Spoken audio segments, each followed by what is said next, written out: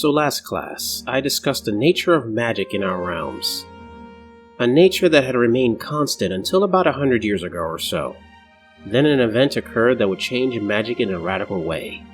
Before I go into that, I need to discuss an important substance that was fundamental in this change. Realmstone.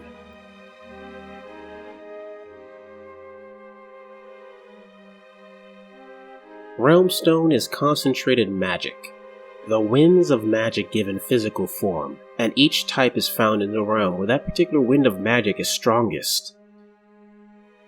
Celestium is concentrated celestial magic found in the realm of Azir.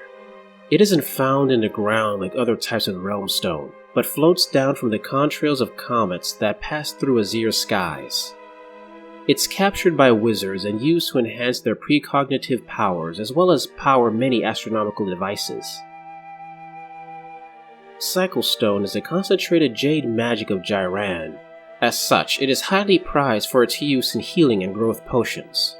It is also known as Jade Ice because, like life itself, it is constantly cycling. It melts, turns to steam, comes down as a pleasant green rain, and turns solid again over and over again. The Bones of Amber is a concentrated magic of the Amber Wind found in Gur. It's usually hard to find because it looks like gnawed bones. A common sight in a realm where predators hunt each other constantly. It's used to craft spells that transform mortals into powerful beasts, and it's commonly used as staves and piercings on numerous Uruk Bone Splitter shamans. Shamanite, the concentrated form of gold magic in Shaman, tends to look and move like quicksilver, little balls of liquid metal. It's used to craft new forms of alloys, and it is sadly extremely popular with the followers of Tzeentch, who consider the transmutational properties of this Realmstone extremely useful. The Realmstone of Bright Magic has many names in its home realm of Akshai: Emberstone, Rage Rock, Brightstone, Aetherosite. For all of its fancy names, it looks like simple burning coals. When you're near it, you'll notice it sends out waves not only of heat, but also emotion, stoking primordial rage in those nearby, making it very popular to the Khorne bloodbound who consider its effects a blessing from their dark god. Gravesand, as you can guess, is concentrated amethyst magic found in the realm of death, Shaiish. It is said that each rivulet is attuned to a mortal life, and when that rivulet is extinguished, that mortal dies, meaning that if you ever find an individual's linked gravesand speck, you might hold that person's life in your hands. It is also said to be able to reanimate the dead or even reverse the aging process. As you can guess, necromancers go through extreme effort to acquire it. Shadowstone, concentrated grey magic from the realm of Ulgo, tends to look like pebbles and other common objects, making it the easiest to simply pass by, unless you have a witch sight. Then you see its hovering mist, the consistency of billowing cobwebs. Out of all the Realmstones, it seems the most sentient. It actively disguises itself, and if discovered, sends out hallucinogenic waves making people unsure what is real. The Realmstone of Light Magic is originally beams of light that travel through its home realm of Hysh. When trapped, it transforms into Hysh Crystal, or Aether Quartz, beautiful prisms with mysterious symmetrical patterns or rune-like symbols. Only the elves have made sense of the configurations. At least, that's what they say. Wizards prize this substance for its ability to concentrate or dissipate magical energies. Lunestone is a relatively new form of Realmstone, at least in our current age. For all we know, it was much more common in the Age of Myth. Either way, it's not derived from a wind of magic, but falls down to the realms from the Bad Moon. Yes, that's its name. A moon worshipped by the Gloomspite Grots. We are still trying to understand its properties, but it seems the Gloomspite use it to perform some truly powerful and also disgusting spells. Warpstone is also not tied to any wind of magic. It is corrupted Realmstone, transformed by the power of the dark gods into a useful form. It's very popular with the Skaven, who use it to enhance their spells, power their war machines, and create a variety of extremely powerful and life-shortening drugs. Ah, I see the looks on your faces, students. Imagining yourself obtaining these Realmstones and becoming powerful wizards?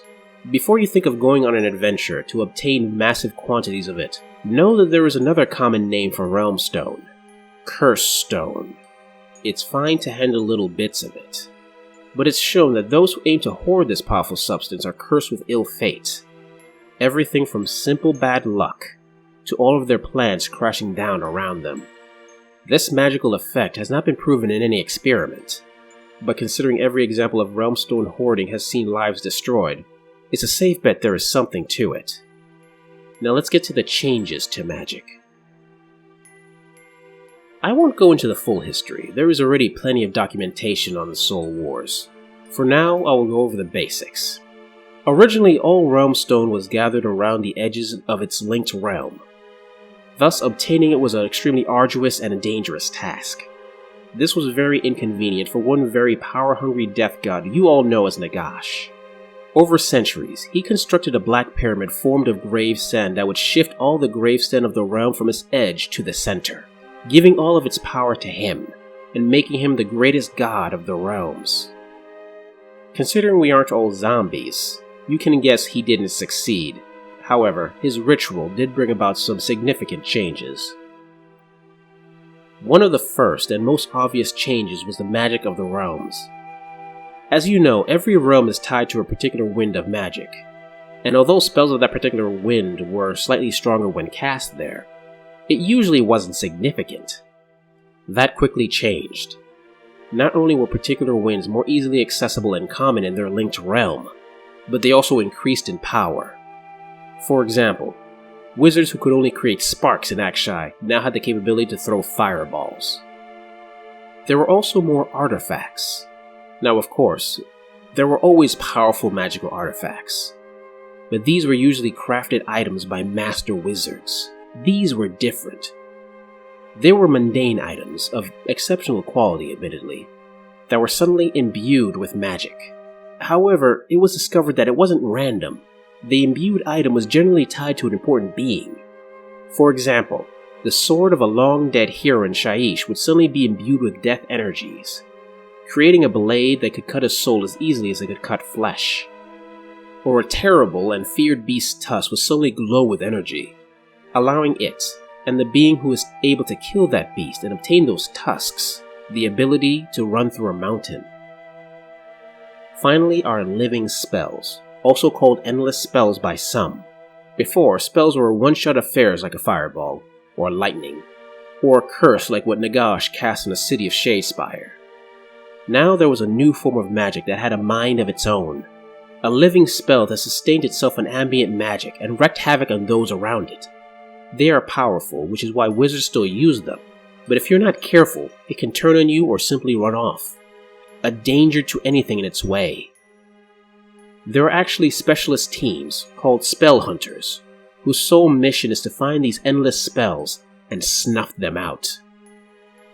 The effect of these changes are still being studied, and many wonder how one ritual, even one powered by a god, could unleash such changes. Some, like the Eldritch Council, believe that Nagash's failed ritual didn't necessarily alter magic, but unlocked a type of magic that was always there, hidden away in the etheric void between the realms until it found its way in. Whatever the reason, magic was changed forever. Well, that's it, students. I'll see you next class for your first experiments in the Winds of Amber. And no trying to turn your classmates into animals. It took us weeks to clean up the mess after last semester's class did that. Ugh.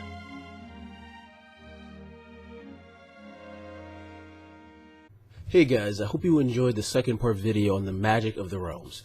If you like it, please like, subscribe, comment, press that little bell, etc, etc. You know the drill at this point. But if you really like it, please consider giving to my Patreon. The extra money gives me the time I need to work on these stories I love. I also have a little Ko-fi account if you want to give it just a quick one-time donation. Anyway, thanks for listening/watching, and I'll see you next time.